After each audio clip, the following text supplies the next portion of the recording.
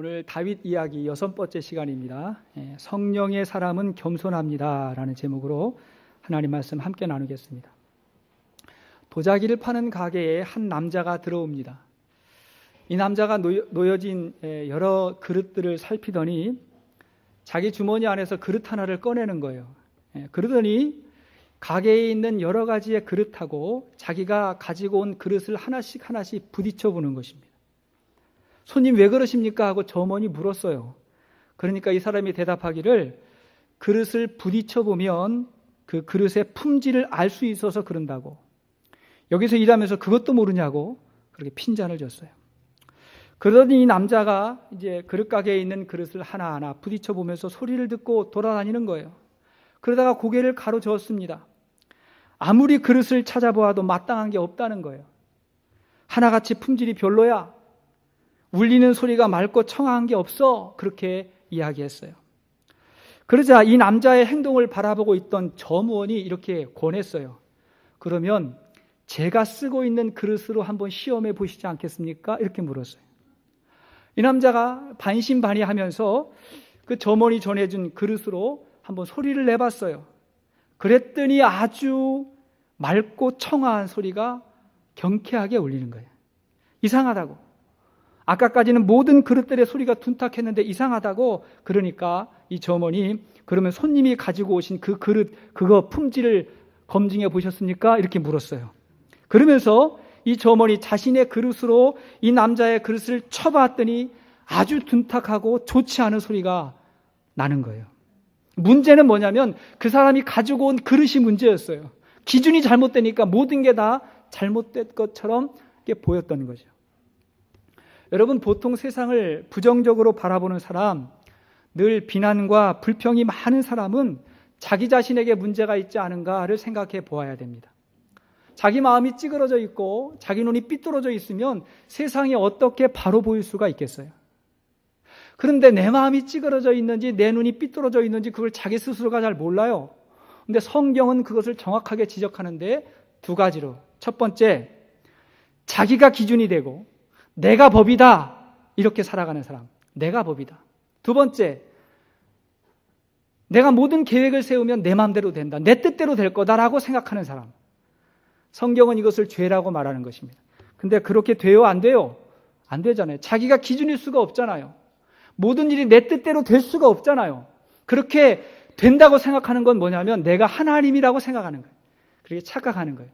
그러면 내 마음대로 되지 않는 모든 일들을 우리는 비난하게 될 것이고 불평하게 될 것입니다. 반면에 성경은 우리에게 늘 성령 충만을 사모하라고 말해요. 성령 충만을 사모하자. 이렇게 이야기합니다. 여기서 성령 충만은 어떠한 신비적인 체험을 하거나 어떤 기적을 경험하는 그런 것만이 아니라 우리의 마음이 하나님의 영으로 충만해지는 거예요. 내가 주님 안에, 주님이 내 안에 거하셔서 그래서 주님의 이 영으로 충만해져서 하나님이 주인된 삶을 살아가게 되는 것입니다. 그러기 위해서 우리는 하나님하고 깊은 관계를 맺어야 되고 하나님의 마음과 생각을 가지고 하나님과 동행하는 삶을 살아야 되는 것입니다. 저는 이러한 성령 충만한 삶으로 인해서 우리 삶 가운데 하나님의 역사가 나타난다고 믿습니다. 따라하십시다. 성령 충만, 하나님의 영으로 충만한 삶이에요. 자, 오랜 사사시대를 지내면서 이스라엘 사람들이 하나님께 왕을 요구합니다. 사사시대에는 왕이 없었다 그랬죠. 그때는 하나님의 신정국가, 하나님이 필요에 따라서 사람을 선택하셔서 통치하던 그런 시대였는데 이스라엘 사람들이 주위 나라에 왕을 세우고 그 왕이 그럴듯해 보이니까 우리도 눈에 보이지 않는 하나님 대신에 우리도 왕 세워주세요. 믿을 만한 사람을 세워주세요. 이렇게 자꾸 요구하자 하나님께서 그 백성들의 요구를 들어주시면서 그래도 가장 적합하다고 여겨지는 사울을 왕으로 세워주셨어요. 처음에 사울은 제법 나라를 잘 다스렸습니다. 그러나 점점 사울이 변해가는데 자기가 왕이 되고 그리고 자기 뜻대로 되어가니까 이제는 자신이 하나님인 줄 착각합니다. 그 증거가 무엇이었습니까? 하나님의 말씀에 불순종하는 거예요. 그리고 하나님도 속이는 거예요. 자기 뜻대로 살아가는 거예요. 그러자 하나님께서 후회하셨다. 심히 마음에 안타까워하시고 아파하시고 다른 사람을 선택하시는데 그가 바로 소년 다윗이었습니다. 그렇게 사울은 점점 추락해가고 다윗은 조금씩 성장해 갈 때에 결정적인 사건이 벌어지는데 바로 다윗이 골리앗을 이긴 사건. 지난 시간에 그 말씀 보았죠. 그 사건이 벌어지게 된 거예요. 이 사건으로 인해서 다윗은 국민적인 영웅으로 등장을 하게 되고 사울은 이제 더욱더 자기 스스로 파멸의 길을 걸어가게 되는 것입니다. 이러한 두 사람의 이런 관계와 그런 차이를 이렇게 성경이 말할 때 아주 인상적인 표현이 있어요. 그게 뭐냐면 점점 추락하는, 점점 악해져가는 사울에게 하나님이 악신을 내렸다 이렇게 이야기하고, 반면에 점점 성장하는, 더 잘 자라가고 있는 다윗에게는 하나님의 신이 임했다 그렇게 이야기를 합니다. 자, 10절 말씀 보십시오. 자, 10절 시작. 그 이튿날 하나님께서 부리시는 악령이 사울에게 힘있게 내림에, 여기 보니까 악령이 내렸다, 악신이 내렸다 그러잖아요. 사실 이 표현을 정확히 설명하면 그런 거예요. 악신은 하나님께서 내리시는 것이 아니라 사람이 교만해져 가지고 그 마음에 하나님을 거부하면, 하나님을 외면하면 자연스럽게 찾아와서 역사하는 것이 악신이에요. 결과적으로 그렇게 되는 거예요. 그렇게 악신이 임하면 사람이 갑자기 이성을 잃어버려요. 광기를 부려요. 평소하고는 다른 모습으로 되어집니다. 혹시 본인에게 그런 모습이 있으세요? 아, 내가 왜 이러지? 내가 이렇게 흥분하지? 내가 왜 이러지? 혹시 주위에 혹시 그런 사람들, 이상하다, 저 사람 왜 그러지? 그렇게 느껴질 때가 있습니까? 그럴 때 믿음의 사람은 분명히 악한 영들이 역사하고 있구나. 성령의 역사가 있으면 악신도 역할을 하는 거예요. 악한 영들이 역사하고 있구나 이렇게 생각해야 돼요. 반면에 하나님을 믿고 의지하며 하나님의 뜻대로 살아가는 사람에게 자연스럽게 임하는 것이 하나님의 신이에요. 하나님의 신이 신약시대의 표현으로 하면 무엇입니까? 성령님. 성령이 역사하는 거예요. 사랑하는 여러분, 우리는 성령을 사모하여 다윗처럼 하나님의 사람으로 승리할 수 있기를 바랍니다. 반면에 사울처럼 악신의 영향을 받아서 인생이 비참해지는 일이 없기를 바랍니다. 그렇다면 성령의 사람과 성령이 떠난, 그래서 악한 영들이 역사하는 악신의 사람은 어떻게 다를까요? 자, 첫째로 성령의 사람은 겸손하지만 악신의 사람은 교만합니다. 겸손과 교만의 차이가 나타나요. 아시는 바와 같이 성경은 우리에게 항상 늘 언제나 겸손할 것을 권면하고 있습니다.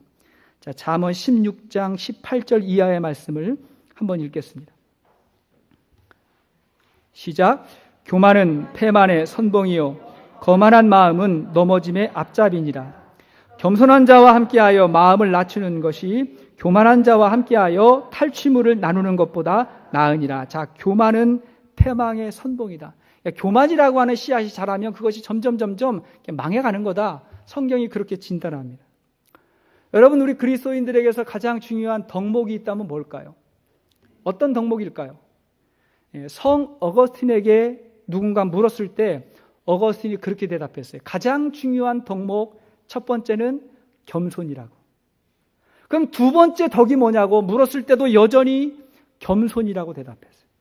세 번째 덕이 무엇이냐고 또 한 번 물으니까 여전히 겸손이라고 대답했어요. 여러분, 우리가 예수님 닮는 가장 좋은 모습이 겸손이에요. 따라합시다. 겸손. 예수 닮는 가장 좋은 모습이 겸손한 삶이에요. 근데 다윗을 보니까 그의 삶 가운데 겸손의 흔적이 많이 있어요. 물론 그도 실수해요. 물론 그도 연약해요. 근데 겸손한 모습이 많이 있더라는 거죠. 첫 번째 보니까 다윗이 사무엘 선지자에게 기름 부음을 받아가지고 왕으로 세워지게 되는데 그때 다윗이 나이가 어렸습니다. 그렇게 기름 부음을 세워지자 곧바로 다윗이 왕이 된 것이 아니고 다윗이 총 3번 기름 부음을 받아가지고 이스라엘 전 지역의 왕이 되는데 진짜 이스라엘 전체의 왕이 될 때까지는 시간이 많이 걸려요. 많이 걸리는 그 시간 동안 다윗은 한결같이 부모님을 섬기고 형제들과 지내고 왕을 섬기고 그러면서 자기 모습을 잃어버리지 않는 거예요. 내가 기름 부음 받았으니까 오늘부터 달라야지. 그게 아니에요. 하나님이 세워질 때까지 그의 모습이 변함이 없어요. 두 번째 모습은 뭐냐면 다윗이 골리앗을 이긴 후에도 마찬가지예요. 골리앗을 이긴 다음에 사울이 다윗에게 군대 장관을 세워줬거든요. 굉장히 높은 직책이었음에도 불구하고 사울이 자기에게 요구했던 게 뭐냐면 내 옆에서 내 마음이 힘들고 어려울 때 그때 하프를 연주해달라고. 다윗이 원래 성 안에 들어가서 하프 연주자로 처음에 성 안에 들어갔거든요. 근데 골리앗을 이기고 나서도 사울이 그걸 시킨 거예요. 왕이여, 내가 짬밥이 있죠. 제가 그거 해야 되겠습니까? 종들이 하는 거. 이렇게 말하지 않고 계속해서 연주를 합니다. 훗날 다윗이 왕 위에 오르고 이스라엘 역사상 가장 부강한 나라를 세웠을 때에도 여전히 다윗은 하나님과 사람 앞에서 겸손합니다. 근데 다윗이 죄를 하나 짓죠. 아시는 바와 같이 우리아의 아내 바세바를 취해서 범해서 하나님 앞에 죄를 지었을 때 다윗의 죄고 실수예요. 그때 나단 선지자가 와가지고 그 죄를 꾸짖었을 때 다윗이 하나님 앞에 엎드려가지고 즉각적으로 회개하는 모습, 이것도 굉장히 중요한 모습이에요. 특히 시편을 보면 다윗의 시가 많습니다. 근데 다윗이 시를 지을 때 보면 보통 자기의 경험을 토대로 시를 쓰는 거예요. 인생 가운데 살아왔던 여러 가지 일들을 토대로 시를 썼는데, 그렇다면 여러분 생각해 보십시오. 다윗이 자기의 인생 가운데 가장 자랑하고 싶었던 사건이 있다면 뭘까요? 자꾸 이야기하고 싶고 자꾸 꺼내보고 싶었던 사건이 있다면 무엇일까요? 뭐예요? 그가 골리앗을 이긴 거. 그죠? 그 이야기는 자꾸 이야기하고 싶을 거예요. 반면에 자기가 하나님 앞에서 죄를 지었던 거, 그거는 여간해서 말하고 싶지 않을 거예요. 근데 시편을 보면요, 놀라운데 다윗의 시편에 자기가 골리앗을 이기고 그걸 기뻐하고 그걸 자랑하기 위해서 쓴 시는 없어요. 대신에 다윗이 범죄했을 때 자기 부하의 아내를 취한 후에 지은 죄를 하나님 앞에서 회개하고 참회하며 지었던 회개시가, 참회시가 있어요. 시편 51편이에요. 하나님, 내 마음에 정직한 영을 회복하게 해주세요. 내 안에서 성령을 거두지 마세요. 구원의 즐거움을 하나님 회복시켜 주세요. 이런 고백을 하더라는 거예요. 여러분, 이거 굉장히 중요하고 특별한 것입니다. 보통 사람들은요, 자신을 드러내는 이야기를 굉장히 좋아해요. 남자들 이것도 저것도 없으면 군대 이야기하는 거예요. 군대에서 축구하는 이야기를 하는 건데 여자들은 되게 싫어해요. 왜 자꾸 싫으면서도 그런 얘기를 해야 되느냐? 자기를 자꾸 이렇게 드러내고 싶은 그런 마음이 있기 때문에 그래요. 하지만 진정으로 겸손한 사람은 자신의 실수와 연약함을 자주 이야기해요. 그리고 그런 연약한 자기를 사용하신 하나님의 은혜를 높이는 그런 사람이 되는 것입니다. 사도 바울이 그랬잖아요. 사도 바울은 정말 자기가 자랑하고 싶고 드러내고 싶었던 그 모든 것들이 다 배설물과 같다고 말하고, 그리고 하나님 앞에서 자기는 나는 너무 작은 자라고, 나는 죄인 중에 괴수라고 그렇게 말하는 이유가 무엇이에요? 그가 겸손이 무엇인지를 알기 때문에 그런 것입니다. 우리는 여기서 겸손과 교양의 차이를 알아야 돼요. 겸손도 좋지요, 교양이 있다는 것도 좋은 거예요. 교양 얼마나 좋습니까? 겉으로 보기에는 교양이 좋은 사람하고 겸손한 사람이 같아 보여요. 그런데 교양은 인격에서 나오는 것이고 겸손은 신앙에서 나오는 것입니다. 사람에게 교양이 있다는 게 얼마나 중요해요. 여러분, 교양도 없는 사람하고 어떻게 놉니까? 불편해가지고. 교양은 기본적으로 있어야죠. 그러나 인간의 교양이라고 하는 게 그렇게 바닥이 깊지가 않아요. 그래서 문제예요. 그래서 인간은요, 자신이 받아들일 수 있는 한계를 넘어서고 자신이 견딜 수 있는 한계를 넘어서면 금방 바닥이 드러나는 거예요. 인격, 교양, 조금만 지나보십시오. 조금만 불편해 보십시오. 그때부터 얼굴빛이 바뀌고 분노하고 자기 마음을 조절하지 못하는 거예요. 사울이 겸손한 사람이었던 것 같지만 사실은 교양이 좀 있었던 거예요. 사무엘 선지자가 와가지고 내가 이스라엘 나라의 통치자가 되어야 되겠다라고 말할 때 사울이 겸손했던 것 같잖아요. 나는 베냐민 지파고 우리 지파는 모든 지파 중에 작습니다. 우리 가정은 베냐민 지파 가운데도 가족이 참 연약합니다라고 말했을 때 그거 사실이거든요. 그게 교양이에요. 그러나 자신이 왕이 되면서 자기 위에 아무도 없고 그리고 모두가 다 자기를 바라보고 밑에서 자기를 바라보고 있는 상황 가운데 더 이상 겸손할 필요가 없었던 거예요. 왜? 다 자기 밑에 있으니까. 진짜 겸손한 사람은요, 높은 사람에게 잘 예의하는 것도 맞지만 아랫사람에게 있어서도 자기가 누구인지를 아는 거예요. 그게 겸손이라고 생각합니다. 그래서 진정한 겸손은 신앙에서 나오는 거예요. 자기가 진짜 누구인지를 알아야 자기를 낮출 수 있어요. 인간은 하나님 앞에 설 때 비로소 자신이 누군지를 알게 됩니다. 사람 앞에서가 아니에요. 사람 앞에서 자기를 비교하면 자기보다 높은 사람이 있으면 그러면 밑에서 조금 예의 있는 척하다가, 그렇지 않고 자기 마음대로 할 수 있는 사람이 있으면 분노하고 화나고 자기 마음대로 판단하고, 사람 앞에서가 아니라 하나님 앞에서야 그때 비로소 내가 얼마나 연약한지, 내가 얼마나 부족한지, 내가 얼마나 악한 죄인인지를 그때 하나님 앞에서 알게 되는 것입니다. 우리는 진정으로 하나님을 만나야 겸손할 수가 있는 거예요. 그래서 여러분, 진짜 겸손한 사람은 자신을 겸손하다고 생각하지 않고 자신을 죄인이라고 생각합니다. 마음 가운데 나 정도면 겸손하지, 나 정도면 그래도 인격이 괜찮지라고 생각하는 거는 누구하고 비교하는 거예요? 사람들하고 비교하는 거예요. 진짜 하나님 앞에 서면, 하나님, 나는 죄인입니다. 나는 죄인입니다. 이렇게 고백하는 거예요. 겸손은 자기를 억지로 낮추는 것이 아닙니다. 겸손은 예수 그리스도를 통해서 하나님을 바라볼 때 주어지는 그 마음, 그것이 겸손인 것입니다. 우리가 진정 성령 충만함으로 말미암아, 하나님을 만남으로 말미암아 신앙의 겸손을 가질 수 있기를 주의 이름으로 축원드립니다. 자, 성령의 사람 어떤 사람일까? 악신은 어떤 역할을 할까? 두 번째, 성령의 사람은 감사하지만 악신의 사람은 분노합니다. 이 차이가 있어요. 정말 하나님 앞에서 살아가는 겸손한 사람에게는 두 가지가 나타나는데, 하나는 감사고 다른 하나는 찬양입니다. 이게 나타나는 거예요. 아무것도 아닌 나에게 베풀어 주신 하나님의 은혜를 생각할 때 감사하는 것이고, 그 감사한 마음을 하나님께 다시 올려드리는 것이, 그것이 찬양인 것입니다. 다윗은 언제 어디서나, 그가 광야에 있을 때나 그가 궁전에 있을 때나 언제 어디서나 감사하며 찬양하며 살았어요. 그게 성령의 사람이에요. 하지만 사울은 왕의 자리에 있으면서도 감사가 안 되는 거예요.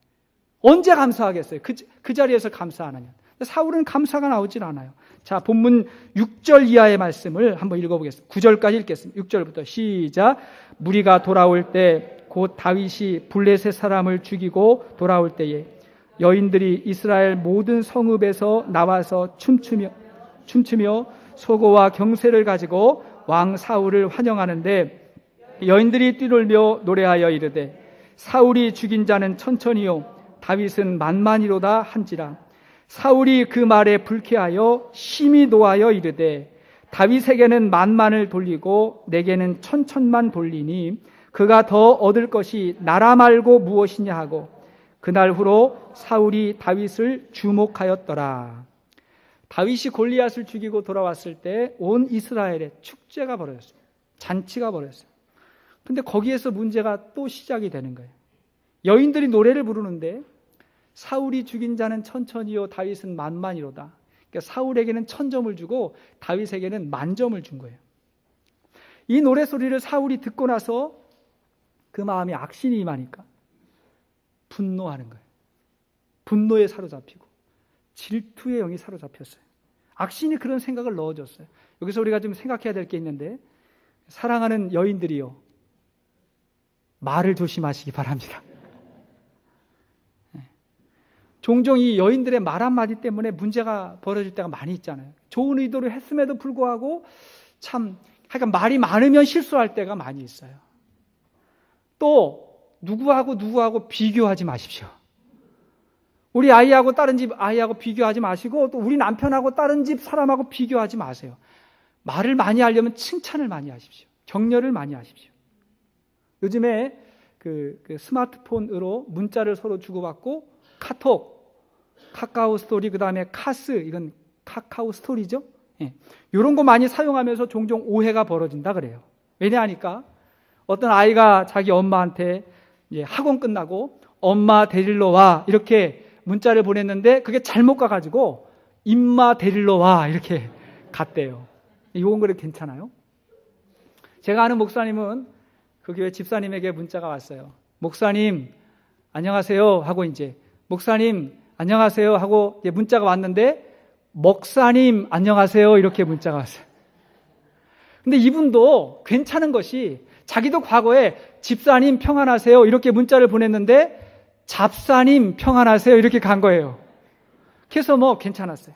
문제는 어느 며느리가 시어머니에게 생신날 문자를 보냈대요. 어머니 오래오래 사세요 이렇게 적었는데 그 시어머니가 그 문자를 받아봤는데 이렇게 온 거예요. 어머니 오래오래 사네요 이렇게 왔어요. 이런 일이 있어도 마음에 여유가 있고 겸손한 사람, 성령 충만한 사람은 그냥 웃어 넘기는 거 아니에요. 문자 보내는 거죠. 예, 네 덕분에 오래 산다. 이렇게 그냥 쉽게 넘기면 되는 건데 여기서 이제 막 마음에 분노가 있고 막 아픔이 있고 그러면 그거 안 되는 거거든요. 갈등이 시작되는 거예요. 사람 실수할 수 있잖아요. 악신의 사람은 분노하는 것입니다. 만약에 사울이 성령의 사람이었다면 이 여인들의 노래소리를 듣고 흐뭇했을 수도 있잖아요. 내 밑에 자기 부하가 그렇게 아주 훌륭한 장군이면 얼마나 든든하겠어요. 그런 여유가 있었으면 얼마나 좋았겠습니까? 그런데 악령에 사로잡힌 사울이 심히 분노하고 그날부터 다윗을 주목하였더라. 이제는 다윗이 내 자리와 내 나라를 빼앗지 않을까 싶어서 주목했다. 질투의 눈으로 봤는데 그렇게 보면 그런 것만 보이는 거예요. 그러니까 사울이 얼마나 힘들었겠어요. 진짜 사울이 힘들었어요. 마음이 힘들고 열등감이 있고 비교하게 되고 불안하고 사울이 힘들었어요. 사랑하는 여러분, 다른 사람이 나보다 더 칭찬을 받고 주목받을 때 시기할 수 있고 불쾌할 수도 있어요. 우리 죄성 때문에. 우리 교회에서도 많은 사람들이 왔는데 더 열심히 있고 더 인정받고 더 칭찬받는 사람이 있을 때 혹시 마음 가운데 시기하고 질투할 수 있어요. 그때 성령의 음성을 들으십시오. 성령께서 이렇게 말씀하실 거예요. 저 사람도 훌륭한 사람이라고. 하나님께서 귀하게 사용하는 사람이라고. 그렇게 마음을 주시면 인정해버리면 되는 거예요. 왜냐하면 우리가 어차피 하나님의 능력을 받아 사는 사람이잖아요. 하나님의 능력을 빌려서 사는 사람이잖아요. 그러면 하나님이 나 말고 다른 사람도 귀하게 쓰실 수 있는데 그러면 하나님, 저 사람도 하나님께서 귀하게 쓰시네요. 아직 나보다 더 귀하게 쓰시네요 하고 인정하면 되는 것입니다. 그것이 하나님 앞에서 겸손이라고 믿습니다. 저 목사가 말이죠.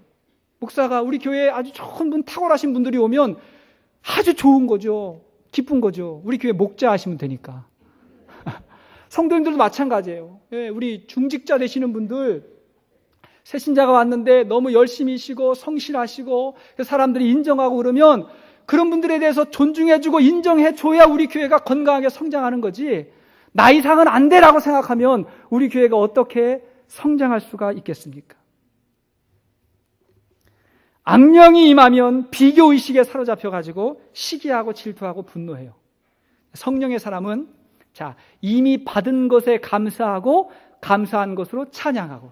따라합시다. 감사와 찬양. 감사와 찬양의 삶을 살아가는 것이에요. 오늘 오전에 소치 동계올림픽이 끝난다고 합니다. 끝나는데 저는 이번에 그 동계올림픽 가운데 저에게 인상적인 선수가 2명 있었어요. 경기하는 건 직접 보지 못했지만 하나는 이번까지 올림픽에만 총 6번 출전했다고 하는 이규혁 선수입니다. 6번을 출전했으니까 4년마다 한 번씩 열리니까 20년 이상을 올림픽 출전을 한 거예요. 대단하잖아요. 참 대단한데 더 놀라운 거는 뭐냐면 이 사람이 그동안 세계 신기록도 한 2-3번 세우고 국제대회 나가면 우승도 많이 했는데 유난히 이 올림픽하고는 인연이 없어가지고 동메달도 하나 못 딴 거예요. 6번 동안. 동메달도 하나 못 따고 이번 올림픽도 이제 나이가 많아가지고 메달 기대하고 온 게 아니라 이제 기회가 주어지니까 참가하는 데 목적을 두고 참석을 했어요. 그리고 자기만의 레이스를 마지막까지 펼쳤습니다. 레이스가 끝나고 나서 기자가 물었어요. 지난 2006년 올림픽이니까 8년 전이니까 아주 전성기 때요. 2006년도에 1000m 경기에서 3등하고 0.04초 차이로 아깝게 4위 했는데 그게 아쉽지 않습니까? 이렇게 물었어요. 0.4초도 아니고 0.04초예요. 그게 아깝지 않냐고 물으니까 이 사람이 대답하는 거예요. 웃으면서 전혀 그렇지 않다고.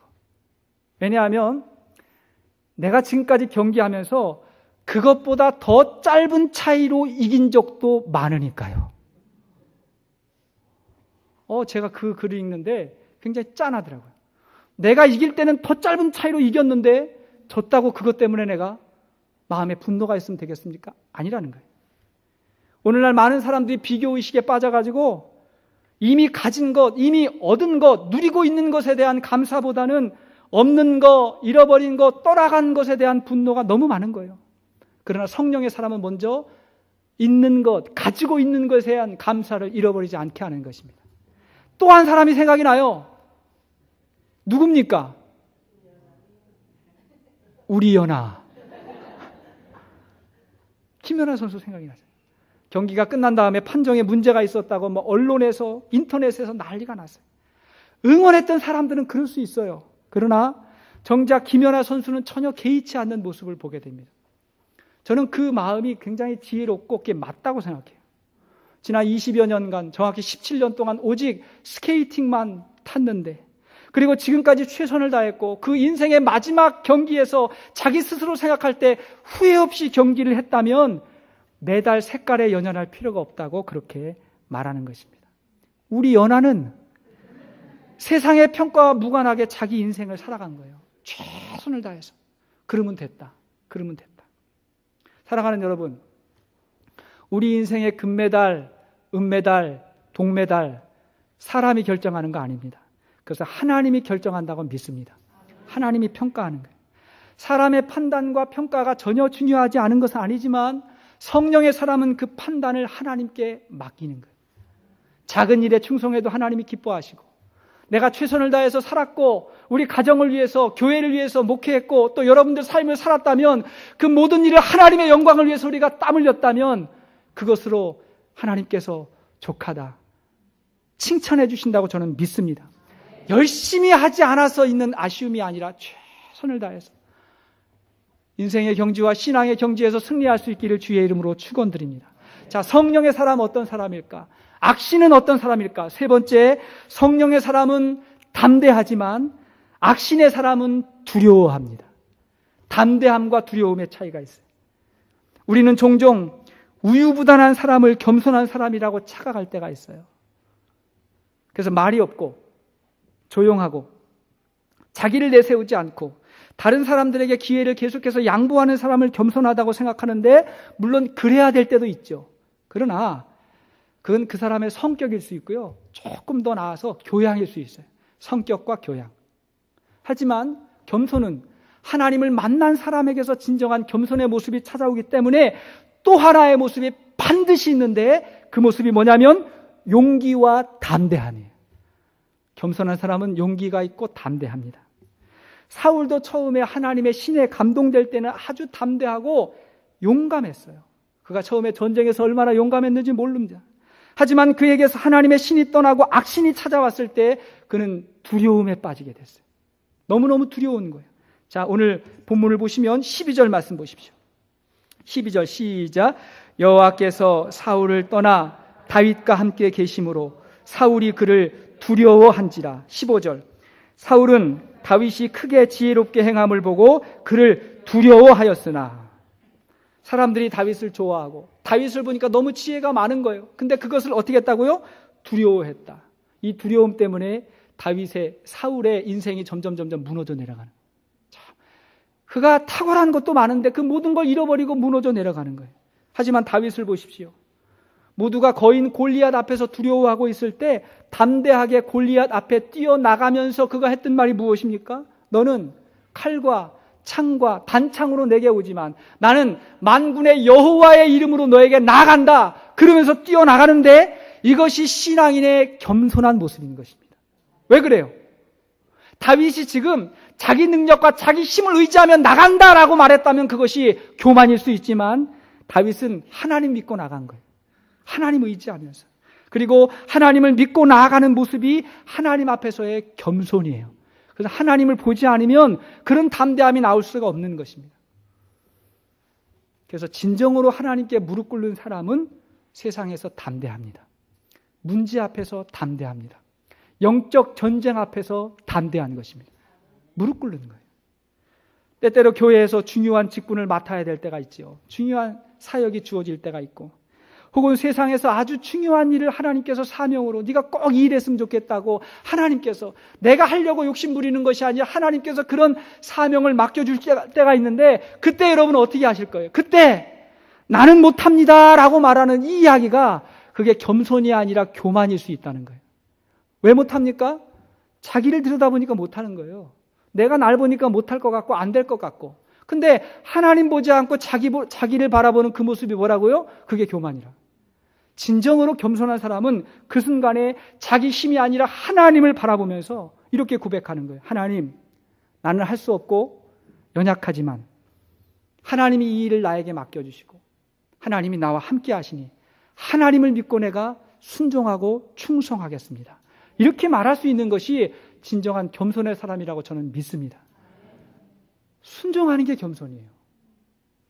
내가 힘들고 어려운 것 같아도 정말 중요한 건 뭐냐면, 한 번 순종하고 충성하면 한 단계 한 단계 우리가 성장해 가는 거예요.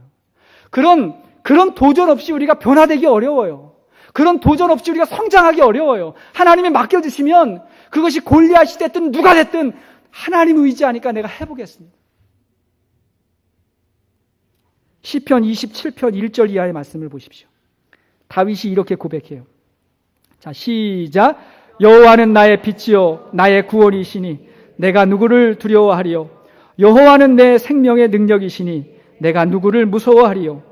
악인들이 내 살을 먹으려고 내게로 왔으나 나의 대적들 나의 원수들인 그들은 실족하여 넘어졌도다.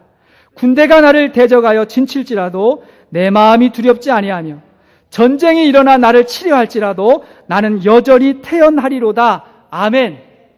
적군 앞에서, 전쟁 앞에서, 어려움 앞에서 오히려 하나님을 바라보며 내 마음이 여전히 태연하다, 내 마음이 평안하다고 고백할 수 있는 이 모습이 진정한 겸손의 모습인 것입니다. 저와 여러분들이 이러한 신앙인의 겸손의 모습을 갖출 수 있기를 주의 이름으로 축원드립니다. 말씀의 결론을 맺겠습니다. 성령의 사람은 겸손합니다.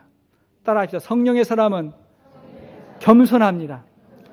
성령의 사람은 감사합니다. 시작. 성령의 사람은 감사합니다. 또 하나, 성령의 사람은 담대합니다. 시작.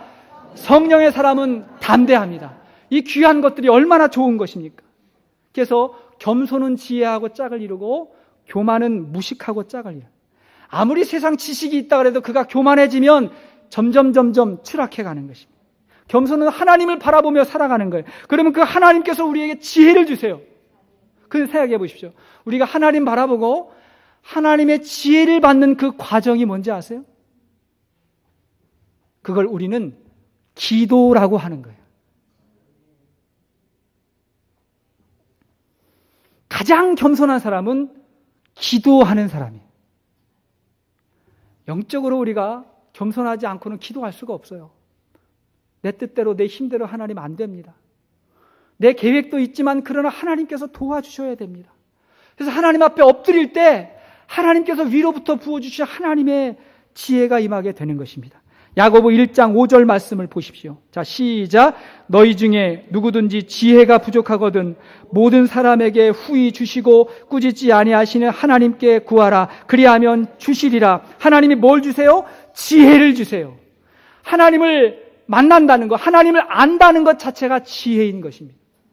우리가 기도하면서 기도 응답이 이루어졌느냐 이루어지지 않았느냐를 따지기 이전에 우리가 하나님의 얼굴을 구하고 그 앞에 엎드리는 것 자체가 그것이 겸손이고 지혜인 것입니다. 이런 사람이 무서운 거예요, 여러분. 지속적으로 기도의 시간과 자리를 갖고 지속적으로 하나님 앞에 기도하며 하나님의 지혜를 구하는 사람이 진정으로 두려운 사람이고, 기도하지 않는 사람은 교만한 사람. 따라합니다. 기도하지 않으면 교만입니다. 옆에 사람들에게 한번 이야기하세요. 기도하지 않으시면 교만한 겁니다. 자, 시작. 기도하지 않으시면 교만하신 겁니다. 네, 기도하셔야 됩니다. 기도해야 돼요. 자, 본문 14절 15절 말씀을 읽고 마치겠습니다. 14절 15절 시작. 다윗이 그의 모든 일을 지혜롭게 행하니라. 여호와께서 그와 함께 계시니라. 사울은 다윗이 크게 지혜롭게 행함을 보고 그를 두려워하였으나, 자, 하나님이 다윗과 함께 하시니 다윗에게 지혜가 임했다. 우리에게도 이 복이 있기를 주의 이름으로 축원합니다.